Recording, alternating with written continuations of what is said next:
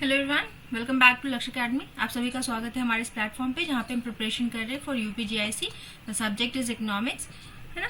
और हमारा जो हमने अभी रिसेंटली खत्म किया है यूनिट 3, है ना। यूनिट 3 हमने कंप्लीट किया था, उसका एक मूक रह रहा था आपका बैंकिंग सिस्टम का, जो लास्ट वाला पोर्शन था। That what is banking system, RBI क्या है, सेंट्रल बैंक क्या है, कमर्शियल बैंक क्या है, उनके फंक्शन क्या है, क्रेडिट क्रिएशन क्या होता है और कैसे उसको कंट्रोल करती है सरकार, है ना, या फिर आरबीआई कैसे उसको कंट्रोल करती है क्रेडिट क्रिएशन को, सो दैट कि इन्फ्लेशन डिफ्लेशन की कंडीशन आपके बाजार में ना आ जाए, आपकी अर्थव्यवस्था में मुद्रास्फीति या अपस्फीति की स्थिति जो है वो ना बने। इसलिए कैसे जो आपका मनी सप्लाई है, जो क्रेडिट है बाजार में, उसको कैसे नियंत्रित करना है ना।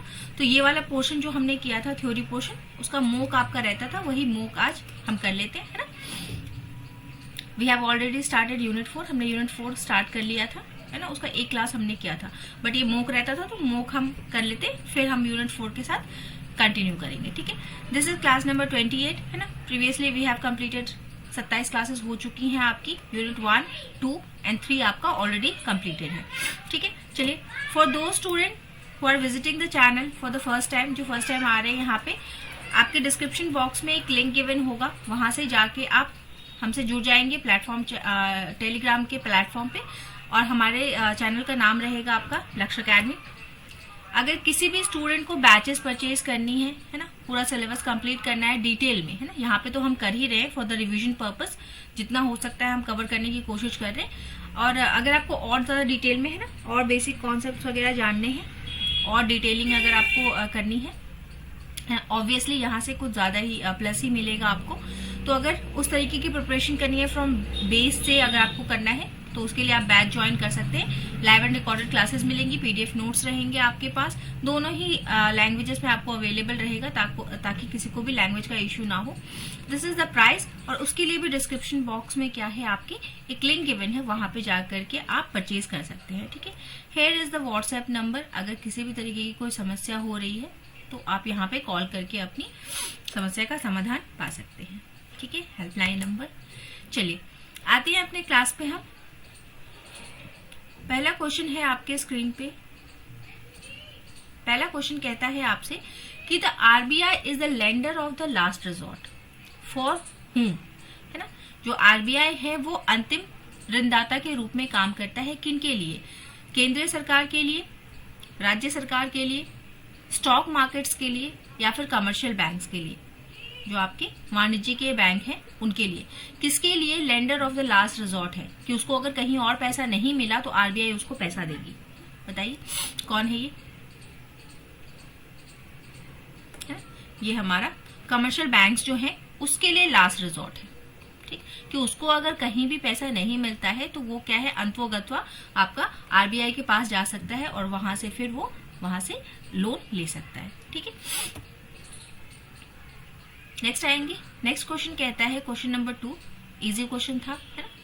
आरबीआई का सबसे मेन जो आपका फंक्शन है कि अगर कहीं कुछ नहीं मिल रहा है तो आपका आरबीआई के पास आप जा सकते।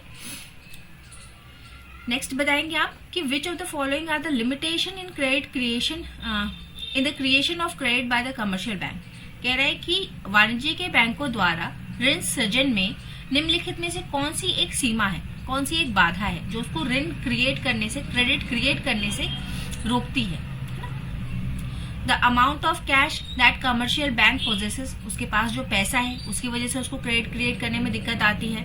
The supply of collateral security, उसके पास जो कोलेटरल सिक्योरिटी रखी है उसकी सप्लाई उसको रोकती है क्रेडिट क्रिएट करने से।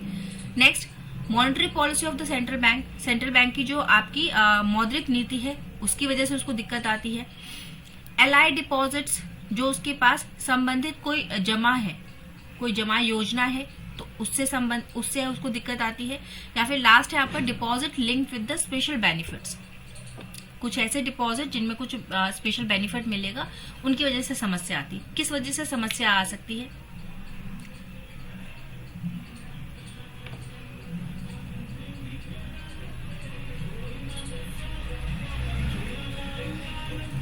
उसको समस्या किस वजह से आ सकती है? Monetary policy of the central bank, है ना।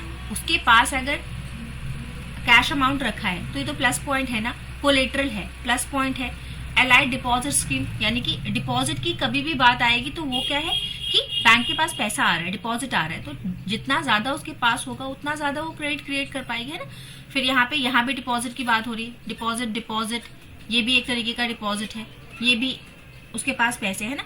तो दीज ऑल आर पॉजिटिव, है ना। आपका ABDE जो है सब पॉजिटिव है, इन सबसे क्रेडिट क्रिएशन आपका अप जाएगा, है ना। डाउन कहाँ आ सकता है आपका, मॉनेटरी पॉलिसी की वजह से, है ना। अगर सरकार ने मान लीजिए CRR बढ़ा दिया, SLR बढ़ा दिया, बैंक रेट्स को इंक्रीज कर दिया, तो क्या है इसके पास जो लोन के लिए अमाउंट होगा ना वो उसके पास कम हो जाएगा, है ना। तो अगर उसके पास अवेलेबल बैलेंस ही कम है तो कहाँ से वो क्रेडिट क्रिएट कर पाएगा ना, कहाँ से वो अपना बिजनेस कर पाएगा, ठीक। तो monetary policy of the central bank can poses a threat for the loan creation, for the credit creation, है ना। क्रेडिट क्रिएशन के लिए एक खतरा हो सकता है RBI की नीति। नेक्स्ट बताएंगे, देखिए उसी से आया हुआ क्वेश्चन है कि credit can be created by whom, कौन क्रेडिट क्रिएट करता है, RBI करता है, आपका फॉरेन बैंक करता है, कमर्शियल बैंक करता है, प्राइवेट बैंक करता है, कौन क्रेडिट क्रिएट करता है एक्चुअली, है ना। आपकी अर्थव्यवस्था में जो आपका मनी क्रिएट हो रहा है, क्रेडिट क्रिएट हो रहा है, उसको कौन करता है, RBI, विदेशी बैंक, वाणिज्यिक बैंक, निजी बैंक।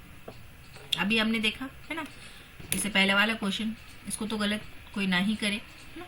कमर्शियल बैंक, यहाँ पे साफ साफ लिखा हुआ है कमर्शियल बैंक द्वारा आपका क्रेडिट क्रिएट होता है ना। चलिए नेक्स्ट आएंगे हम क्वेश्चन 4। हम डिस्कस कर चुके हैं सारी चीजें, है ना, तो जिस पर डिस्कशन की जरूरत नहीं हम नहीं कर रहे। नेक्स्ट बताएंगे कि which of the following is not a regulatory institution in Indian financial system. Bharat का जो वित्तीय प्रणाली है ना, भारत की जो भारतीय वित्तीय प्रणाली जो है उसमें नियामक संस्था नहीं है, इनमें से कौन सी, है ना, कौन सी ऐसी संस्था है नहीं है जो कि आपका रेगुलेशंस बनाती हो, रूल्स एंड रेगुलेशंस बनाती हो। किसी भी वित्तीय जो छोटे छोटे वित्तीय संस्थान है उनके लिए कौन रूल्स एंड रेगुलेशन नहीं बना सकता, है ना। आपको बस इस तरीके से सोच के बताना है।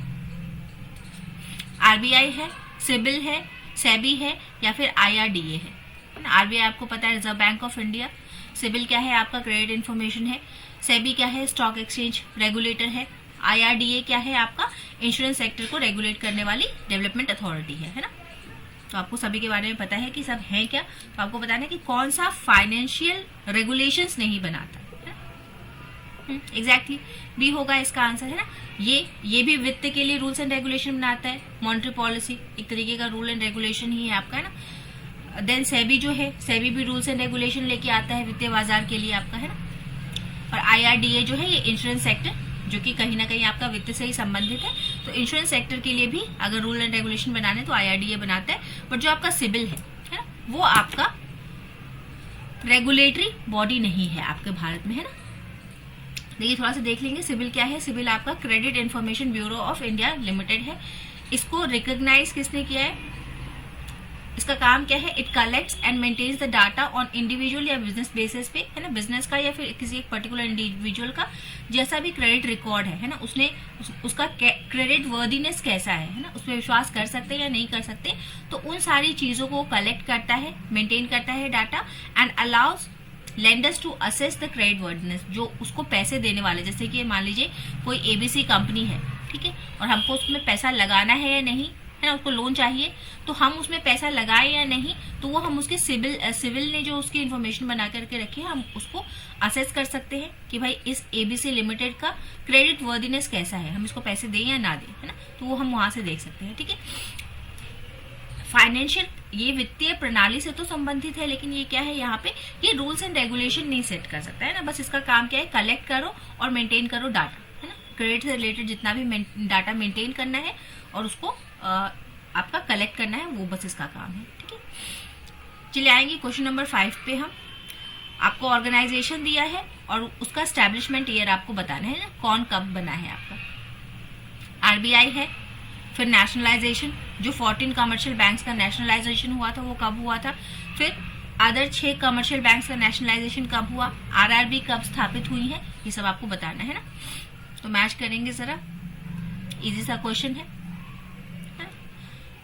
फिर आपका ये 69 में पहला होता है आपका, 80 में दूसरा होता है, और RRBs कब बने हैं आपके 1975, 2 अक्टूबर 1975 को आपको आरआरबी की स्थापना हुई है। पहला बैंक जो आपका आरआरबी बना, रीजनल रूरल बैंक यानी कि ग्रामीण बैंक जो पहला बना, उसका नाम था प्रथमा, यूपी में बनाई गई, है ना।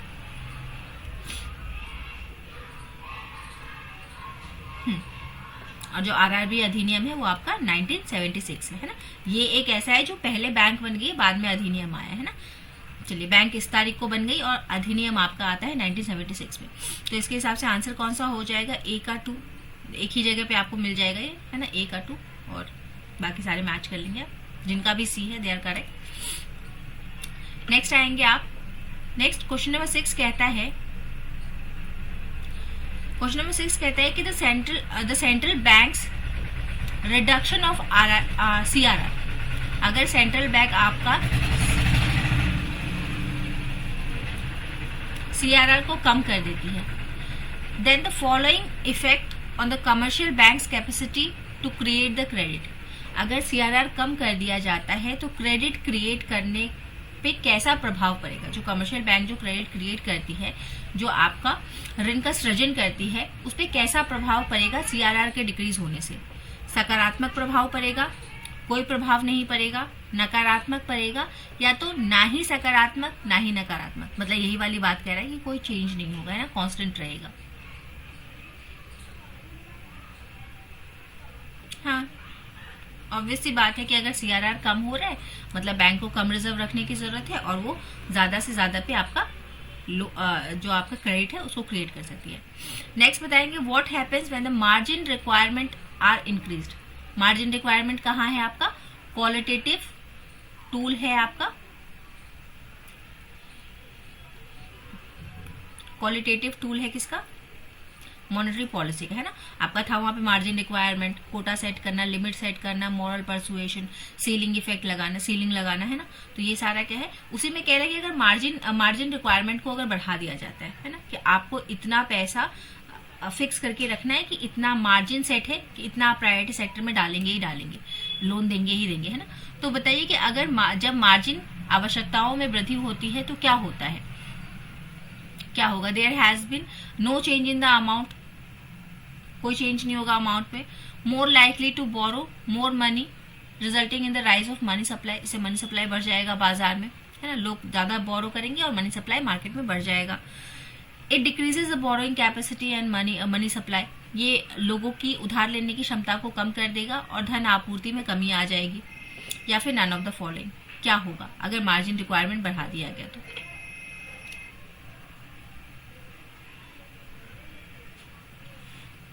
ऑब्वियसली अगर मार्जिन रिक्वायरमेंट बढ़ा दिया गया तो इससे क्या होगा कि मार्जिन हमने सेट किया बिल्कुल CRR की तरह, लेकिन CRR में हमको परसेंटेज दिया होता है, यहाँ पे हमको रेंज दिया होगा, है ना, कि मार्जिन बढ़ा दिया है कि आपको ज्यादा से ज्यादा पैसा देना है प्राइवेट सेक्टर में।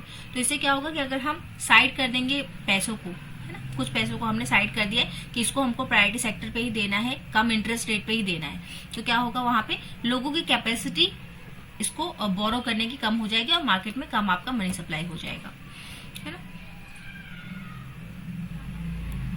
हाँ, नेक्स्ट आप आएंगे क्वेश्चन नंबर 8 पे कि what is the value of money multiplier when the initial deposit are आपका 500 करोड़ एंड LLR का मतलब क्या है? Legal reserve ratio is 10%। जब प्रारंभिक जमा 500 करोड़ हो, है ना, मान लीजिए कोई एक बैंक है जिसके पास 500 करोड़ रुपए है ना, और उसका लीगल रिजर्व रेशियो क्या है? इसका मतलब क्या है? इसका फुल फॉर्म है आपका लीगल रिजर्व रेशियो, है ना। तो कह रहे हैं कि लीगल रिजर्व रेशियो यानी कि इतना पैसा उसको रखना है, इतना % पैसा उसको रखना है अपने पास रिजर्व के फॉर्म में, है ना।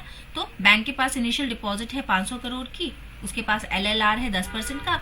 तो बताइए कि ये जो 500 करोड़ जो जमा राशि है बैंक के पास, तो उस पर वो कितना ज्यादा पैसा क्रिएट कर सकती है ना, मतलब कितना मनी मल्टीप्लाई कर सकती है, कितने टाइम्स वो इस पैसे को बढ़ा सकती है ना, मतलब टोटल पैसा इससे कितना बनेगा। तो हम इसके लिए फॉर्मूला है आपका, है, जिनको आता है वो करेंगे, सॉल्व करेंगे, और जिनको नहीं आता है वो यहाँ पे देख लेंगे एक बार। यहाँ पे क्या है देखिए, इसका फॉर्मूला क्या होता है कि money multiplier MM is equal to 1/LLR। बड़ा सिंपल सा रेशियो है ना, मतलब बड़ा सिंपल सा फॉर्मूला है। इसमें आप पुट करेंगे MM क्या होगा 1 बाई आपका, ये क्या हो जाएगा 10%, 100 ऊपर चला जाएगा तो कट कर देंगे 10, है ना, यानी कि 10 टाइम्स पैसा इस पे क्रिएट किया जा सकता है। यानी कि अगर आपके पास 500 करोड़ का जमा है तो इसको 10 टाइम आप मल्टीप्लाई कर सकते हैं। जब आपका लीगल रिजर्व रेशियो कितना है 10% आपको उसका रख देना है साइड में और बाकी पे आप क्रेडिट क्रिएट कर सकते हैं। तो आप इस पे कितना क्रेडिट क्रिएट कर पाएंगे? अगर 10% का लीगल रिजर्व रेशियो है तो आप यहाँ पे 5000 करोड़ यहाँ पे क्या है rupees 5000 crore you can create, है ना। कमर्शियल बैंक इतना और क्रिएट कर सकती है, इसकी कैपेसिटी इतनी है, इतना मल्टीप्लाई होगा ये पैसा अगर बैंक में आ गया तो, ठीक है। तो इससे आपको अंदाजा लग सकता है कि किस तरीके से कितना अमाउंट में क्रेडिट क्रिएट होता है एक अमाउंट पे, है ना। चलिए याद रखेंगे इसको। नेक्स्ट आएंगे आप क्वेश्चन नंबर 9 पे। क्वेश्चन नंबर 9 कहता है कि to help the countries credit situation RBI में डू व्हाट। अगर देश की ऋण स्थिति को सुधारने के लिए आरबीआई क्या कर सकती है ना। आरबीआई गवर्नमेंट की बैंक है और अगर गवर्नमेंट की जैसे ये होता है ना कि अगर हमारी हालत खस्ती हो रही होती है तो हम किसी ना किसी से हेल्प लेते हैं, तो गवर्नमेंट क्या करती है आरबीआई से हेल्प लेती है क्योंकि उसका बैंक है वो, है ना। अगर हमारी भी स्थिति खराब होगी तो हम क्या करेंगे अपने सेविंग्स को निकालना चाहेंगे, है ना। तो बताइए उसी तरीके से आरबीआई की अगर देश की अगर क्रेडिट जो ऋण की स्थिति है वो अगर गड़बड़ है तो आरबीआई उसके लिए क्या कर सकती है? रेपो रेट को रिड्यूस कर देगी, ओपन मार्केट ऑपरेशन कर लेगी, परचेज कर लेगी स्टॉक्स एंड बॉन्ड्स को थ्रू ओपन मार्केट ऑपरेशन, है ना, कि बाजार में सेल गवर्नमेंट सिक्योरिटी को खरीदना और बेचना कर सकती है।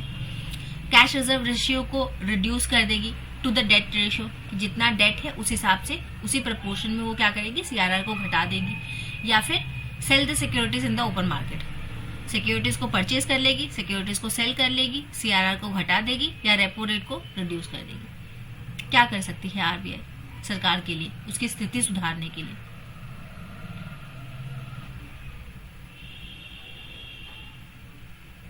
ये रेपो या फिर रीपर्चेज्ड रेट ये काम नहीं आएगा, खरीदना बेचना सिक्योरिटी का काम नहीं आएगा अगर ऋण को सुधारना। तो देखिए ऋण की बात यहाँ पे हो रही है ना।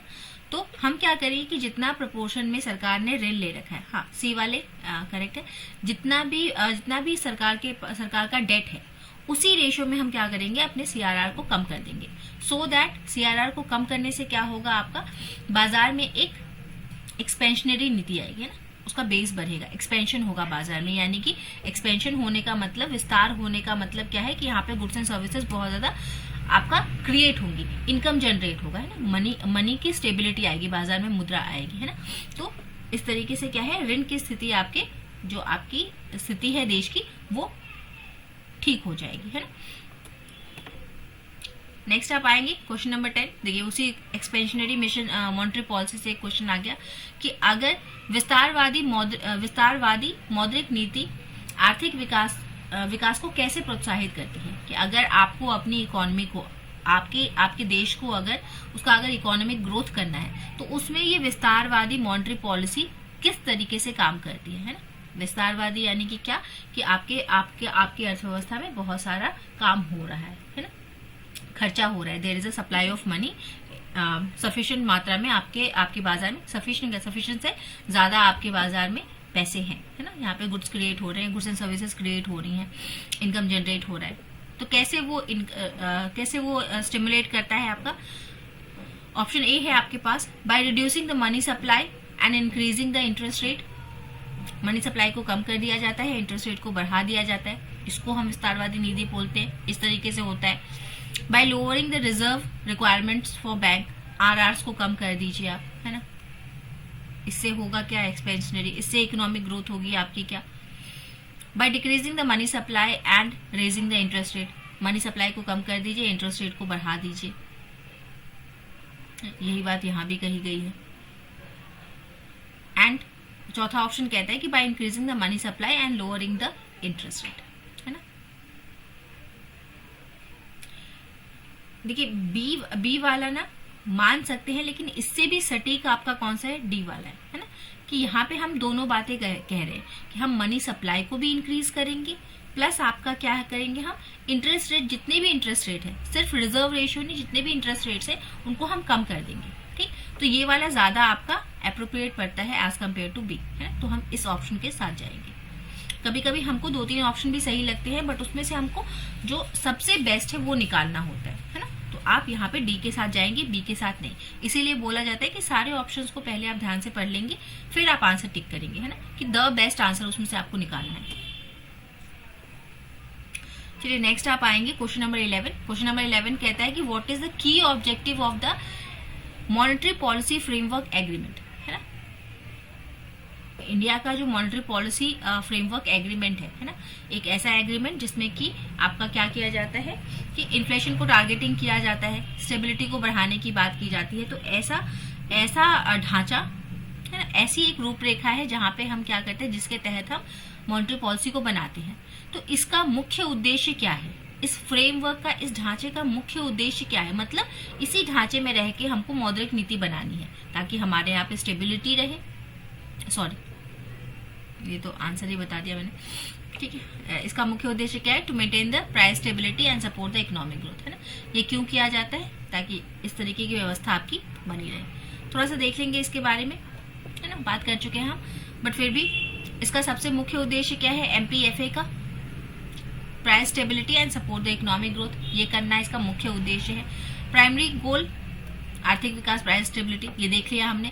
इन्फ्लेशन टारगेटिंग का काम करता है, इस ढांचे का ये भी काम है कि आप इन्फ्लेशन को टारगेट करेंगे। इन्फ्लेशन को टारगेट करने का मतलब कि आपको क्या करना है कि 4% तक रखना है, कि जो पहले भी हम बात कर चुके हैं, 2% का टॉलरेंस बैंड रखना है आपको। 2% का टॉलरेंस बैंड रखने का मतलब क्या है कि जो आपका कंज्यूमर प्राइस इंडेक्स है ना, सीपीआई जो है वो 2 से नीचे और 6 से ऊपर ना जाए, है ना। मतलब महंगाई, जो कंज्यूमर प्राइस इंडेक्स है ना, ये किसके लिए यूज होता है, सीपीआई आपका इन्फ्लेशन को नापने के लिए। तो ये क्या है, इन्फ्लेशन आपका 2 से नीचे और 6 से ऊपर ना चला जाए, ठीक। तो ये आपका मॉनेटरी पॉलिसी फ्रेमवर्क था। नेक्स्ट क्या है, नेक्स्ट है आपका क्वेश्चन नंबर 12। कहता है कि who holds the casting vote in the monetary policy committee in case of tie, है ना। जैसे कि हमने देखा था ना कि एमपीसी जो है आपकी 6 लोगों की एक कमिटी है ना। 6 यानी कि अगर मान लीजिए 3 ने एक तरफ वोट दे दिया, 3 ने यस में वोट दे दिया, 3 ने नो में वोट दे दिया, तो there will be a situation of tie, है ना, क्योंकि 6 लोग हैं तो टाई की कंडीशन बन सकती है। तो कह रहा है कि मान लीजिए कि किसी एक डिसीजन पे टाई हो जाता है, तो जो निर्णायक मत होगा, है ना, कि जो फाइनल डिसीजन इस टाई को तोड़ने वाला वोट जो होगा वो कौन देता है, आरबीआई का डेप्यूटी गवर्नर देगा, the official nominated by the RBI board. RBI board एक ऑफिशियल को नॉमिनेट करेगी और उसके वोट से निर्णय लिया जाएगा। आरबीआई का गवर्नर करेगा वो वोट, या फिर the representative of the government of India, या फिर गवर्नमेंट ऑफ इंडिया अपना आदमी भेजेगी और वो जो वोट करेगा वो आपका निर्णायक सिद्ध होगा। तो आपको पता है ना किसका वोट जो है इस टाई को तोड़ता है। अगर ऐसी स्थिति उत्पन्न होती है कि 3 हाँ में और 3 ना में जवाब दे रहे हैं, वोट कर रहे हैं, तो किसका वोट जो है वो निर्णायक रहेगा आपका, देखिए, हाँ जी, ये किसका रहेगा आपका, आरबीआई गवर्नर का, ठीक है। ना वो आरबीआई का दूसरा मेंबर होगा, ना गवर्नमेंट का होगा, ना ही डेप्यूटी होगा। ये कौन होगा आपका, जो आरबीआई का गवर्नर है वही निर्णायक मत यहाँ पे देगा, है ना। वो जो बोलेगा वही आपका होगा, यस बोलेगा तो यस, नो बोलेगा तो नो, ठीक। 13th क्वेश्चन कह रहा है कि how does the marginal cost of fund based lending, marginal cost of fund based lending जो है आपका MCLR, है ना, शॉर्ट में आ जाएगा, तो उसका फुल फॉर्म याद रखेंगे, to improve monetary policy transmission, है ना। फंड की सीमांत लागत निर्धारित उधार दर मौद्रिक नीति के संचरण में संचरण को कैसे बेहतर बनाती है, आपको बताना है ना। मार्जिनल कॉस्ट ऑफ फंड मतलब क्या, कि जिस भी फंड, जो भी आपका फंड है जिसकी लागत ज्यादा है, ऐसे हम निकालते हैं ना कि कॉस्ट ऑफ कैपिटल है, कॉस्ट ऑफ डेट का इतना है, कॉस्ट ऑफ आपका प्रेफरेंस शेयर का कॉस्ट इतना आ रहा है, डेट का कॉस्ट इतना आ रहा है, इक्विटी का कॉस्ट इतना आ रहा है। तो वही कह रहे हैं कि जिस फंड का सीमांत कॉस्ट ज्यादा होगा, है ना, उसको हम क्या करते हैं, उसका बेस रेट, उसका जो लेंडिंग रेट है वो हम ज्यादा रखेंगे, है ना, उसको मतलब महंगे दरों पे हम देंगे। सिंपल सा है ना। तो कह रहा है कि ये कैसे हेल्प करता है ये पॉलिसी, कि जो हमको महंगा पड़ रहा है उसको हम ज्यादा रेट पे लेंड करेंगे। तो ये पॉलिसी कैसे आपका मॉनेटरी पॉलिसी के ट्रांसमिशन में हेल्प करती है, by introducing regulation on lending rates, by setting limits on credit extension, by biasing lending rates on marginal cost of fund, या फिर by adjusting loan to the value ratio of real asset purchase, उधार दरों पर विनिमय शुरू करके, ऋण विस्तार पर सीमाओं का निर्धारण करके, बाय फंड की सीमांत लागत पर उधार दरों को आधार बनाकर, या फिर अचल संपत्ति खरीद के लिए ऋण से मूल्य अनुपात को समायोजित करके। कैसे इंप्रूव करता है मॉनेटरी पॉलिसी के ट्रांसमिशन? यहाँ पे क्या हो रही है, बायसनेस हो रही है ना, कि यहाँ पे हम एक समान नीति नहीं अपना रहे, हम क्या कर रहे हैं, हम बायसनेस कर रहे हैं इन लैंडिंग रेट्स की, जिसका सीमांत लागत जितना ज्यादा है जिस फंड का, उसको हम उतने ऊंचे दामों पे लेंड करेंगे, ठीक है, क्योंकि हमको कॉस्ट ज्यादा पड़ी है तो हम उसको ज्यादा पे लेंड करेंगे, हम भी उसके बदले कॉस्ट ज्यादा वसूलेंगे, ठीक है। तो ये आपका हो जाएगा, इसी के बारे में डिटेलिंग है, आप एक बार कर लेंगे। ये कॉन्सेप्ट लाया गया था आरबीआई के द्वारा, है ना, आरबीआई ने इस कॉन्सेप्ट को आपका लाया है, ताकि जो ये जो है आपका जो मॉनेटरी पॉलिसी जो है उसका ट्रांसमिशन जो है वो इम्प्रूव्ड रहे।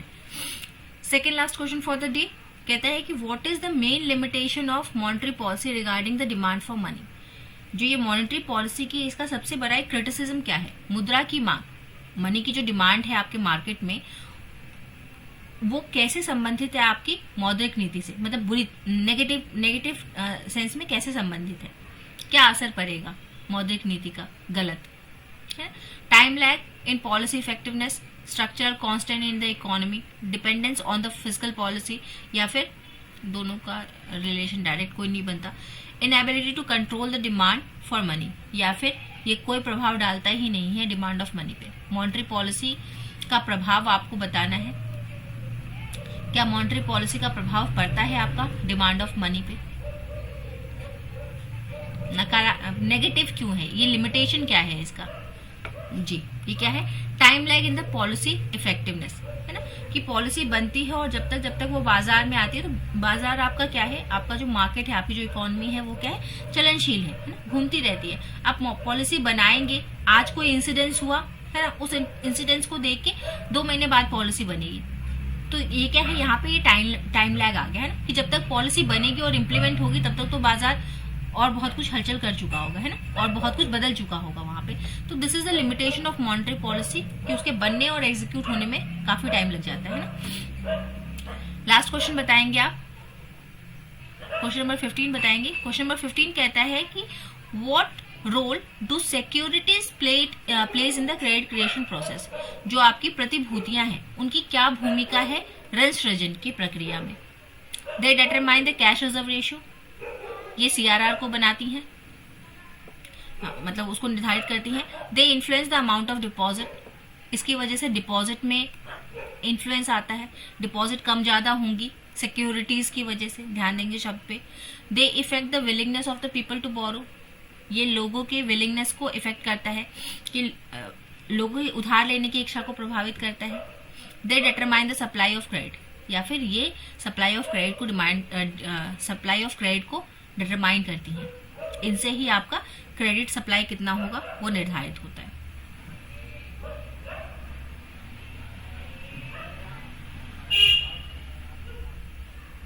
जी, इसका आंसर क्या होगा कि they determine the supply of credit, है ना। डायरेक्ट सिक्योरिटीज का, डायरेक्ट सिक्योरिटीज तो आपके नॉन कैश फॉर्म में रहेंगे, है ना, यहाँ पे कैश नहीं बोल के सिक्योरिटीज बोला है, तो कैश वाली चीजों को तो हम यहाँ पे डायरेक्ट हटा देंगे, है ना। बाकी जो बचा आपका supply of credit, this is your answer, ठीक है। These are the 15 questions of your last topic of unit 3, है ना। अब हम नेक्स्ट क्लासेस से कंटिन्यू करेंगे आपका यूनिट 4, ठीक है। Thank you everyone, have a nice and wonderful day.